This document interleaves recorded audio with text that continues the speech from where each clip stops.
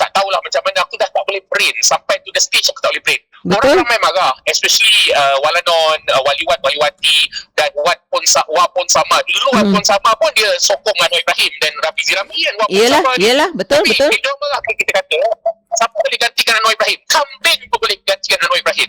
Kenapa kita kata kambing pun boleh gantikan Anwar Ibrahim? Sebab kan kita sepatutnya ada pembuat dasar. Bukan kita patut ada orang yang entertain orang dekat atas pentas. Orang yang hanya pergi merasmikan majlis. Itu yang kita punya Perdana Menteri kita jadi macam tu. Sebab kita kata kita gantikan kambing. Kambing pun boleh rasmikan majlis. Betul. So if you keep asking siapa boleh digantikan Anwar Ibrahim, kita boleh letak kambing. Because right now memang kau tak ada function. Just to replace Anwar Ibrahim yang tak ada function tu, kita letak kambing pun boleh. Kita letak kambing pun boleh buat rasmikan majlis. Of course lah, kambing tak boleh jilat leher. Tak tahulah kalau kambing boleh jilat leher, tak tahu jilat hulu tengkuk kan. Okay, boleh juga. Tetapi lain daripada itu, semua sekali saya rasa kita boleh letak kambing. Sebab bodoh, sangat bodoh. Idea yang sangat bodoh oleh Anwar Ibrahim. Aku tak tahulah lagi apa pasal lah orang macam ni masih ada exist untuk menjadi dekat dunia ni untuk menyusahkan rakyat Malaysia. Itulah. So, tak faham.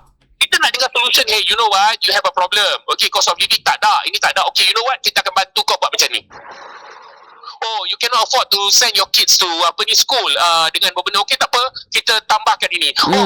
Ini dah nak masuk sekolah lagi ni dalam masa beberapa bulan. Ya, apa betul. plan yang kerajaan untuk mengurangkan kos perbelanjaan untuk masuk sekolah tahun hadapan? Kita daripada dulu lagi cakap dah untuk mengurangkan kos untuk naik sekolah kan, barang-barang kelengkapan sekolah. Why not kau suruhlah GLC set up satu syarikat yang boleh provide segala-gala macam kelengkapan sekolah pada harga yang lebih murah. So that rakyat boleh dapat akses kepada barang-barang yang diperlukan untuk pendidikan dengan harga lebih murah. Kenapa tak buat macam tu? You know what? Kita keep asking for all this kind of thing. Lepas tu kita ada kubur umat Islam yang diuruskan oleh satu di mana tak silap kan. Ini pun aku tak boleh brain. Okay, I cannot brain. Kalau kau nak buat benda macam tu, okay, you know we have to do this concept. Kenapa kau tak suruh tabung haji buka satu syarikat? Betul. Untuk uruskan benda tu. Kenapa kau tak buat? Kan? And Irwana will not go into a deal without money to be made. Kan? Aku kapitalis kot. Aku mestilah nak ada benda untuk aku. What is it in for me? Kan? Contoh, benda-benda macam ni. So, tak tahulah apa nak berlaku. But then again kan, ini amat menyedihkan. Dan saya dah hampir complete saya punya tour dah. Ada lagi 1-2 destinasi. And then after that, we should be back lah to KL soon, insyaAllah. Okay. Aku pergi holiday, korang jangan jealous, aku pergi healing.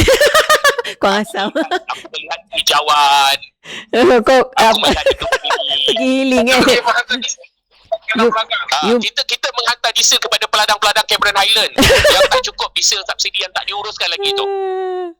Okay.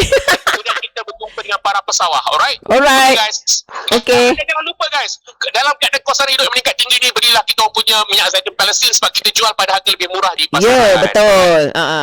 Bye. Okay. Anas, sambung. Ya, macam yang Aidil cakap tadi pasal kad kredit. Kau nak tahu, itu lambang betapa sengkek, bodoh, haprak, bingai, haprak, tak retinya Anwar Ibrahim selaku Menteri Keuangan. Yang ni aku baca daripada portal rasmi Kementerian Keuangan sendiri. Alamak, tak ada tarikh pula. Okey lah, 8 Julai 2026. Siaran media Kementerian Keuangan, Kerajaan Madani terima baik langkah industri perbankan bantu rakyat dan PMKS. Kau tahu, ini macam apa tahu? Macam seorang bapa yang bantu child molester molest anak dia. Macam mana dia boleh rasa industri perbankan nak bantu rakyat ni? Okey, kau tahu tak? Dia beritahu, okey, bla bla bla bla bla. Dia kata pasal dalam keadaan rakyat. Ni Anwar Ibrahim punya kenyataan. Dalam portal rasmi Kementerian Keuangan. Dia kata, dalam keadaan rakyat dan PMKS, kan, industri kecil dan sederhana ini berhadapan tekanan kos serta aliran tunai. Okey, betul dia macam dia faham. Konon. Jadi dia kata institusi keuangan berperanan penting membantu pelanggan mereka dengan penyelesaian berhemat, tangkas dan berperi kemanusiaan. Okey. Hatta saya merakamkan penghargaan kepada industri perbankan negara kerana menyahut saranan kerajaan untuk mengerak langkah ke arah sistem keuangan yang lebih yang lebih manusiawi. Kau tahu lepas tu apa perenggan bawah tu? Ni kata Anwar Ibrahim. Terus dia cerita pasal kad kredit asas. Ya, Akan kad memberi kredit, pilihan kredit yang lebih ringkas, berpatutan dan terangkum kepada rakyat yang memerlukan kemudahan untuk mengurus aliran tunai harian secara bertanggungjawab. Lepas tu dia kata produk ini mengutamakan kadar pembiayaan lebih rendah berbanding ganjaran gaya hidup dan pulangan tunai yang lazim ditawarkan oleh produk kad kredit semasa. Kau tahu dia kata apa? Interest bagi kad kredit ini adalah 14% tahun. Berbanding 18% tahun pada masa ini. Kau tahu tak? Kadar overnight policy rate bank negara, katakanlah bank tak cukup reserve, dia boleh pinjam daripada bank negara pada kadar 2.75%.